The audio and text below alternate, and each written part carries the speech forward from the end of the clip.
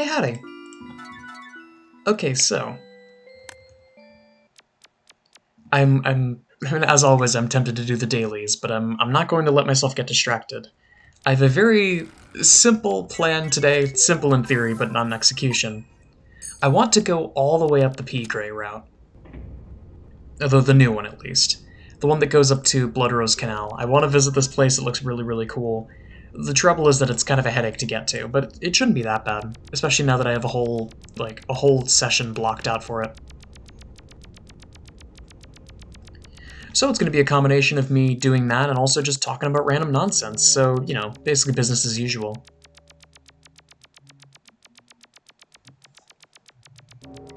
And the thing that I want to talk about today, I'm unsure if I've properly talked about this, but I've definitely referenced it, is the tale of John Tyler. Now, I've definitely mentioned John Tyler before, but he may well be my favorite figure in American politics, past, present, and future, just for the sheer absurdity of it all.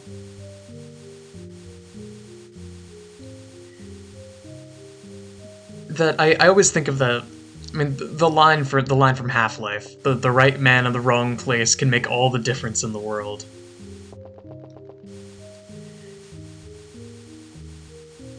So to get the story started, I need to talk about a couple of key players who are at first completely separate from John Tyler, but they will become very important. First guy that I want to talk about is Henry Clay. Henry Clay is a lot of things, but he is arguably the most powerful and influential Speaker of the House in the history of the U.S.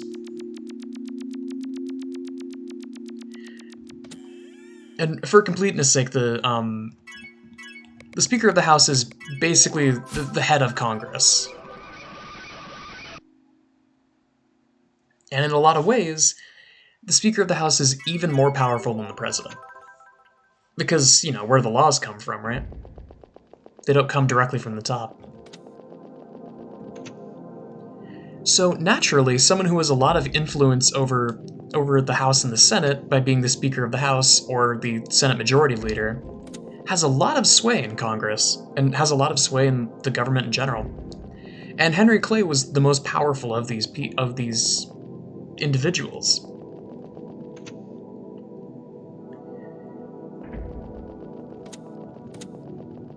And he was also a central figure when it came to rallying others to a common cause. And the common cause, at the time, was opposition against Andrew Jackson.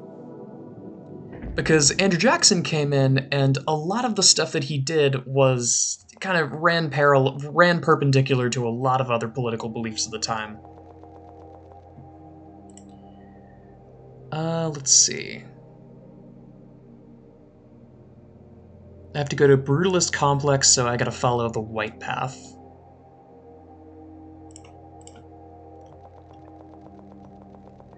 But, one of the main things that he did that a lot of people took issue with, and rightfully so, was what he referred to as the spoils system.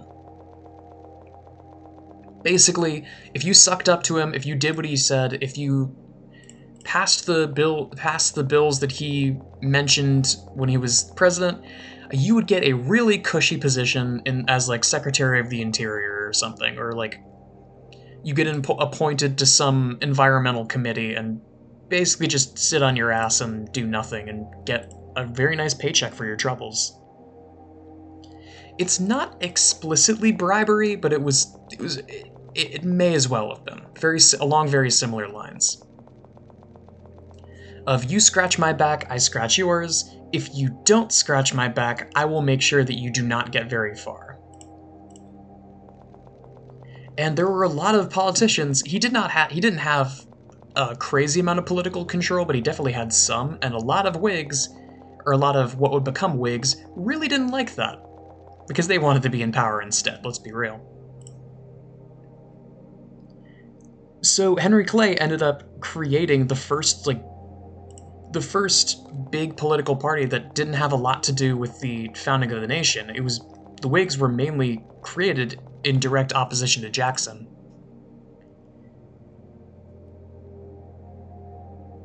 And then that all came to a head. Jackson ran out his term, and then William Henry Harrison ended up coming in as a Whig and an ally of Andrew Jackson. Now, William Henry Harrison was a military man, and he was a very, very well respected. However, he was quite feeble. He was an older man. Not too crazy old, but definitely like old enough to the point where a lot of like you would ask the question of, okay, is this guy really, is he too old? Is he fit to lead? And Henry Clay was willing to take full advantage of that and, you know, basically just be the president, working from the shadows. Because in that position, he would be the most powerful man in American politics. He wouldn't have to answer to the people or to Congress, because he would have sway over Congress, and he wouldn't have been elected by the people.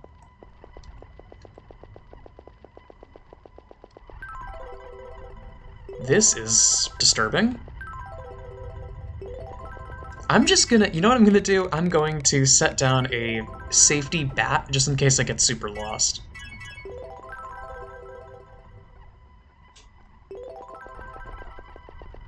Oh, there's a new overall deepest location? No way.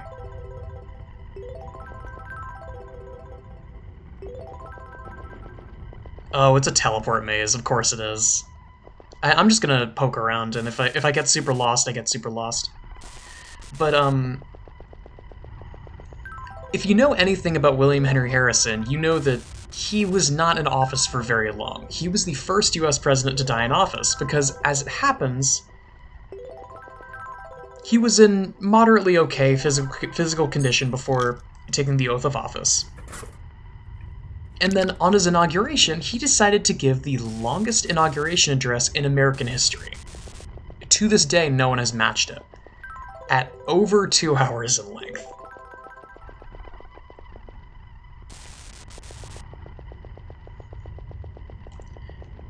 Not only was this over 2 hours in length, it was also over 2 hours long in the cold, damp Washington, D.C., like late winter. I believe it took the inauguration address was in March-ish. Ooh, Cookie Haven.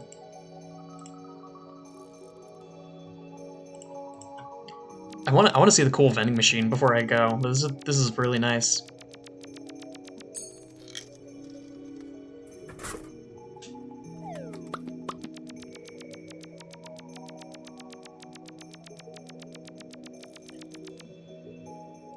And now Megalith Grove, awesome. We have almost made it. That did not take as long as I thought it would, but you know, when you're following a map that heavily, there's almost no location that really takes that long, besides I guess Omaris. But Harrison comes in, gives a really long inauguration address, and then gets pneumonia and dies. Oh hey.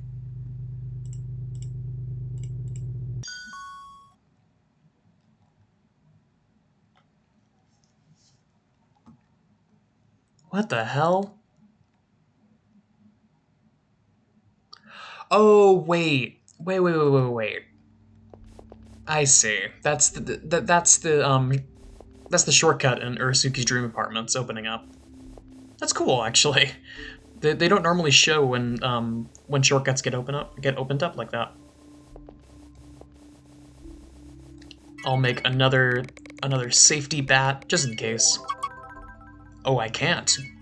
Cool. I guess there must be some kind of cool event here. But anyway. So Harrison ended up dying in office after roughly a month.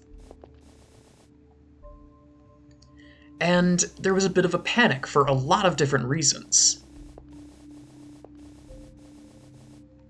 The most pressing of those reasons is that this had never actually happened before.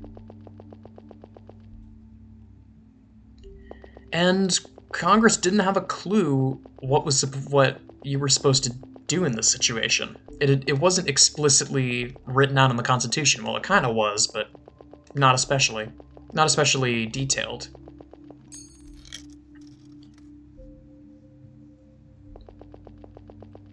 Ooh. Hello.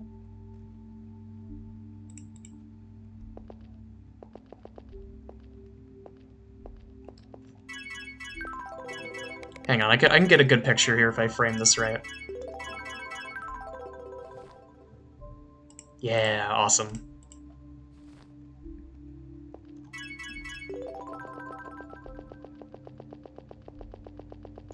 But the most pressing concern is that this had never happened before, and one of the few. Oh my God, this is just. Huh. This is just that This is just that one area from Yumaniki, huh? But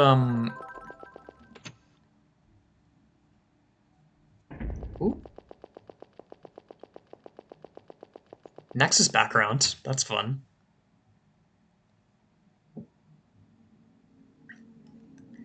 Whoa, hello. Menu type. Cool. I wish you could sit in these chairs, but this is super cozy.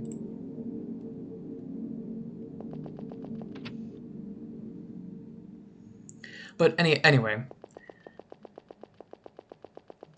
one of the few bits of credit that I will give to John Tyler is that immediately upon this happening, he immediately took the oath of office, not even thinking twice about it.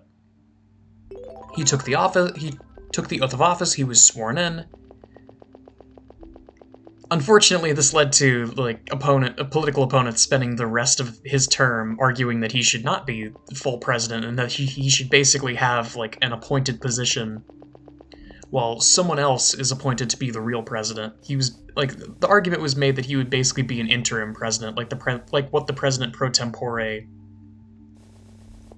does nowadays. And even then, it's hardly relevant because the president hasn't simultaneously become ill and not had a vice president ever. It's such an oddly specific case, but they thought about it.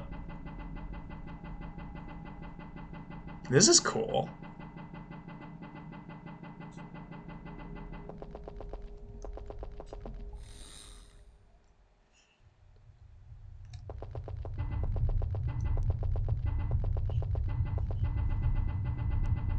Now, the funny thing about John Tyler is that there's a lot of vice presidents that end up in this sort of situation where, especially earlier on in American politics, not so much modern politics, but definitely earlier on, where the vice president is taken on almost as a consolation for the other side, and as a charity role. Up to a certain point, the vice president didn't even run on the same ticket. It was basically just a consolation for if you got second place in the race. And back then especially, it basically was the end of your political career. Because you become vice president, you're now contractually obligated to sit there and do nothing for 4 years. And then you get the pay and you go. And you could try to run for president afterwards, but, you probably won't get elected.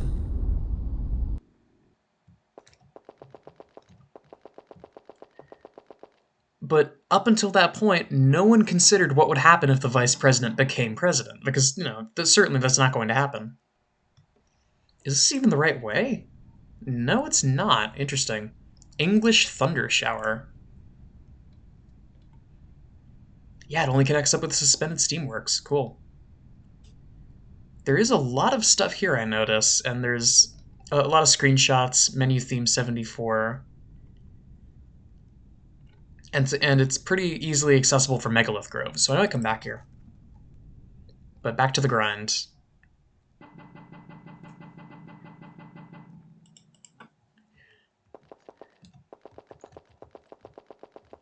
But 3 different presidents that come to mind that were vice presidents taken on almost out of obligation for the other side, and then the president ended up dying. John Tyler and Teddy Roosevelt and Andrew Johnson. Happened with all three of them. Now, I have different opinions about all three of those gentlemen. I tend to not like Andrew Johnson very much because he was very. It's always difficult to talk about the Civil War because I don't really I don't quite have a horse in the race, as it were. Because I was born in the early 2000s. I don't have even the smallest window into what life was like during slavery.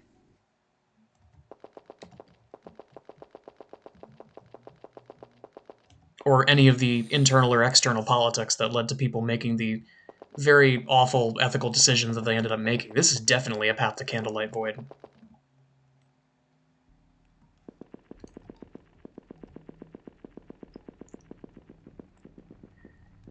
With Teddy Roosevelt, I'm a bit more positive. There are some aspects of his presidency that have not aged well in the slightest. And that's just because he was he was a warhorse through and through. And everything that he did was in support of that. And it led to some very unfortunate decisions. But such is life with American politics, such is life with most politics. But with John Tyler, luckily, I have no such qualms. Andrew Jackson was the one that did all the horrible things with the Trail of Tears and such. And Henry Harrison would have done the same. And lucky for me, lucky for me, John Tyler did not do those things. He was an advocate for states' rights, unfortunately, but beyond that,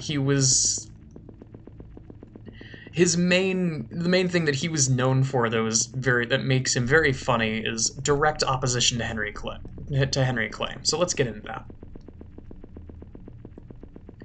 So the main thing that ended up happening, god damn it, surely this isn't just a completely looping path. There must be some method to this. Let's go with bat again. Please tell me it lets me use bat.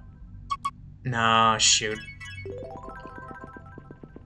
I get the sense that this is a teleport maze.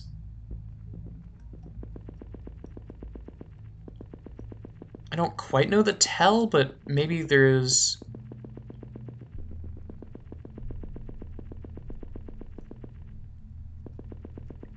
Surely there's some sort of pattern here.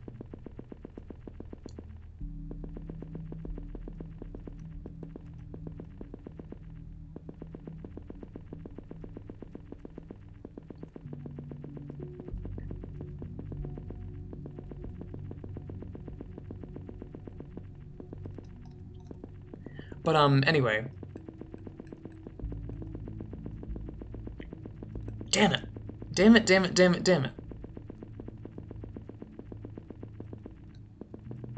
There must be something that I'm missing here, something that I have to look for.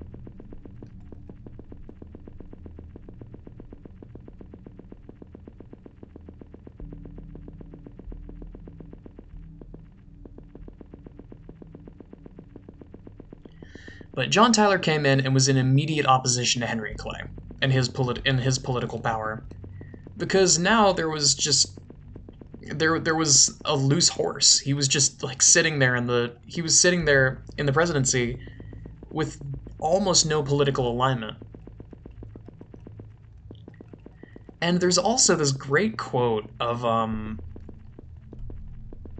when Henry Harrison's cabinet ended up coming up to Harrison and was like, hey, or came up to John Tyler rather, and was like, hey, this is how we normally do things when it comes to these kinds of decisions. We like to vote by committee. And then John Tyler looks at them and kind of just says, look, gentlemen, I do not quite like being told what to do. I respect what Henry Harrison did before me. I respect him as a man. However, I will not abide having this happen to me. You're welcome to change your tune, or if not, I will happily accept your resignations. he gave zero shits. And that's part of the reason why I like him. There's a certain arrogance to the stuff that he did, and just complete blindness of like the political system of the times that is very humorous to read about. I'm sure at the time it was deeply, deeply frustrating. And so, Henry Clay tried in several different ways to get Tyler to give up the seat. Because the idea was, okay, so if president's gone, vice president's gone, Tyler ran without a running mate for the rest of his time. If vice president leaves, then the power passes on to the president pro tempore. And if the president pro tempore is someone that Henry Clay has in his pocket, then we're back to where we started.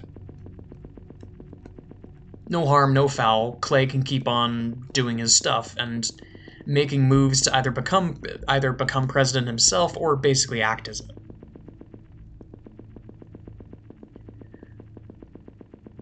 So there were two specific things that ended up happening, and the first was very, very funny. I'm just fumbling around like a fool, by the way. I found a connection, but it was an incomplete connection. But whatever, I'm fine with continuing to gab. There you are.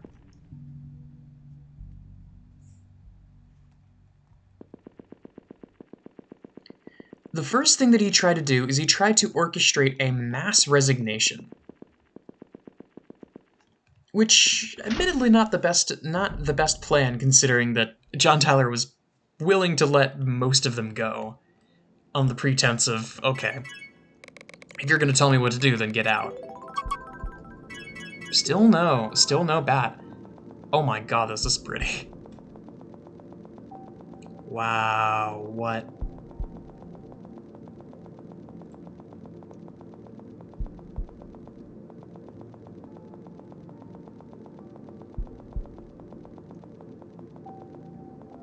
Holy smokes.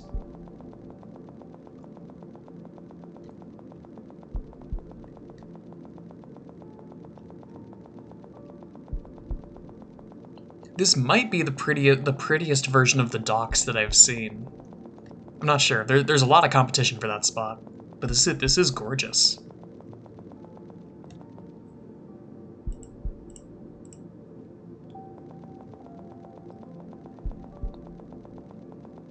Okay, I get the feeling that I'm going to have to wander around aimlessly for a bit, because this is docks. It's the docks, and part of the tradition with the docks is that it is huge, and there somewhere in here is a connection to the next part of this, and I do not know where it is. So to get back to what I was saying, Henry Clay tried to orchestrate a mass resignation of John Tyler's cabinet, under the pretense that, okay, if everyone leaves, then he's forced to resign. Because he either has to do everything himself, or he just accepts it and leaves.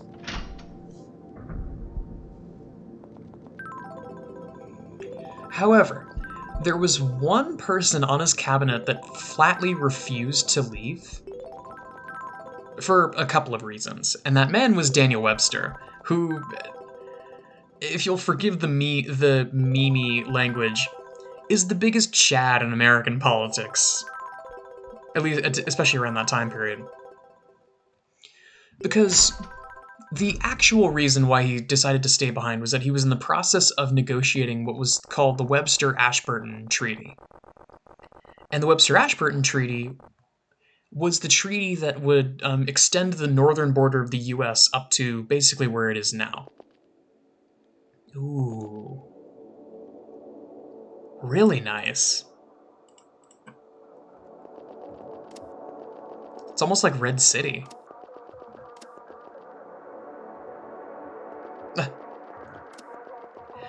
Now, hang on, I recognize this musical sample. I recognize this sample. This is used in Amori. This is like the, some, like, German radio station. Yeah, that's totally what this is.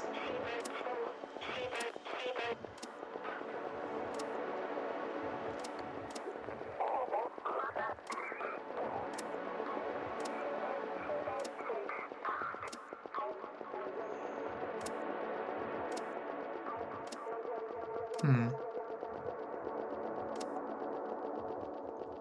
This also does remind me of Amori, of walking back and forth between black and white houses, trying to find a door that doesn't just click. Huh.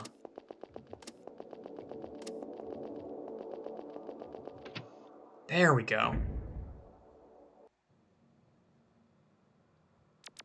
Ooh. But the real reason was that he was signing the Webster-Ashburton Treaty, and if he left, he wouldn't be able to finish the treaty. And it would pass on to someone else who may or may not actually know what they're doing. However, he was in the same stretch, he was also doing it despite Henry Clay. Because there was a sort of... Previously, there was a sort of triumvirate between three different politicians. Clay was one of them. It was Clay, Daniel Webster, and John C. Calhoun. Now, Calhoun did a lot of cool stuff on his own, but unfortunately he doesn't really come up in the story. Oh, hello.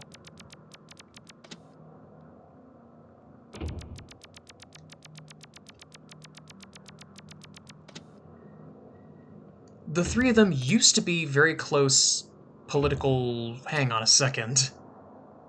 No, wait! Get me back to where I was! Shit, it's like claustrophobia.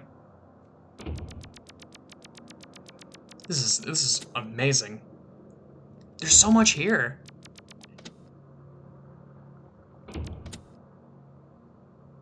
I kind of just have to keep going, and then maybe I find something.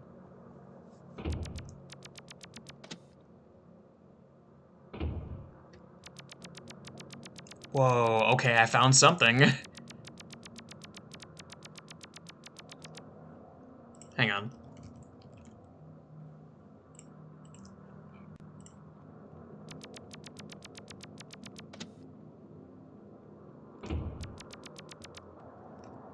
There's the PC, or at least, like, a version of the PC.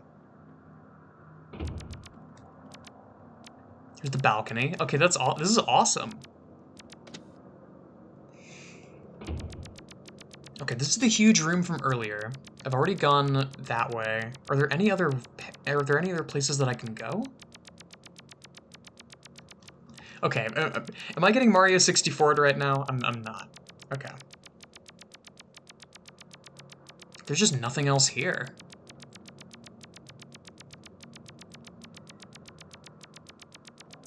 But there used to be a political triumvirate made up of the three of them, and then at a certain point, Webster broke from the group.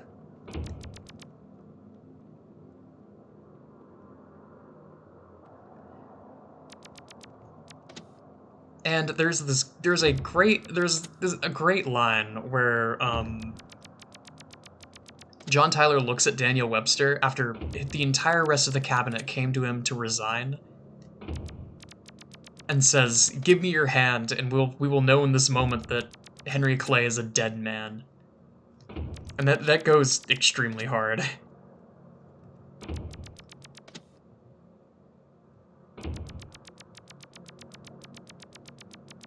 The presentation is so good on these areas so far.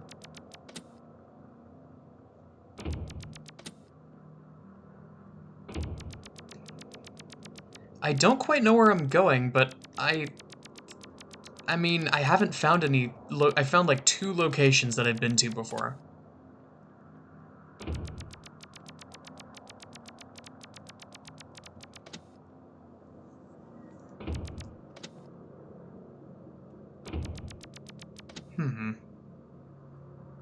Oh, here's the room of doors. Which one do I even pick? I picked the first one before. Let's try the last one.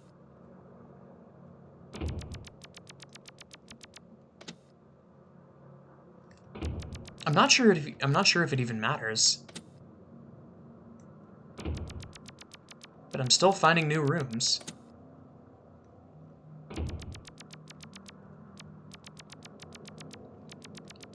This is... is that a room from Bleak Future? I'm actually not sure.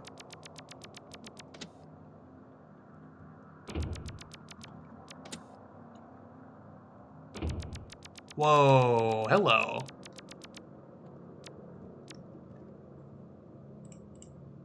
That's cool imagery.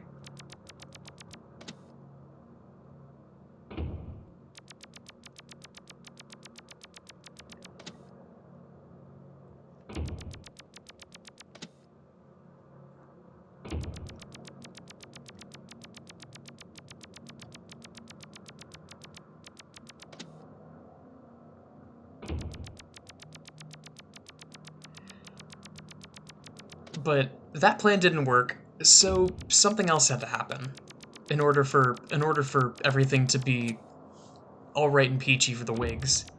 So they started impeachment proceedings. I forget the exact reason. It might be like an Aaron Burr kind of thing, where it was after a certain point, it was just, I don't have to give you a damn reason, you're getting impeached. You're going to jail. Or at least that was the intention. That was the intention. Um, Proceedings didn't even go through. Though that does mean that he was the first president in American history to have impeachment proceedings brought against him, which is very funny. More new rooms, even still. But after that point, the Whigs just, like, whatever semblance of a connection the Whigs had with John Tyler, they completely disowned him. And this led to another funny thing, that he ended up being the first president in, hello, you're new, first president in American history to run without any kind of political... I'm gonna shut up. This is actually... Stuff is actually happening.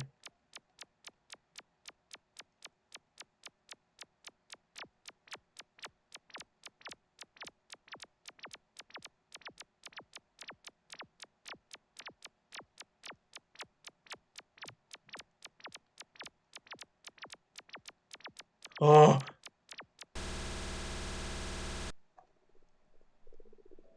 Cool.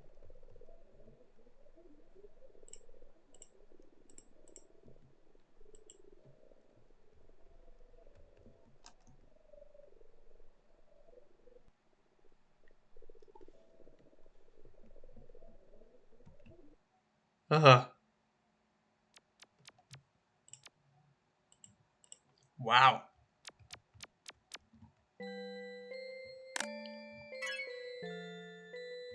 Oh, that was insane, despite my blabbering. That was really cool.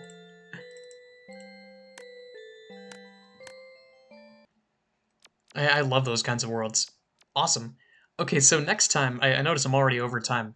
Next time, I will go to whatever it is, the desktop in the giant room, because that seems like kind of a smaller session compared to this. But that was awesome. All of those worlds are really cool, really well themed. You did a great job. But that's all I got for now. Thanks so much for watching.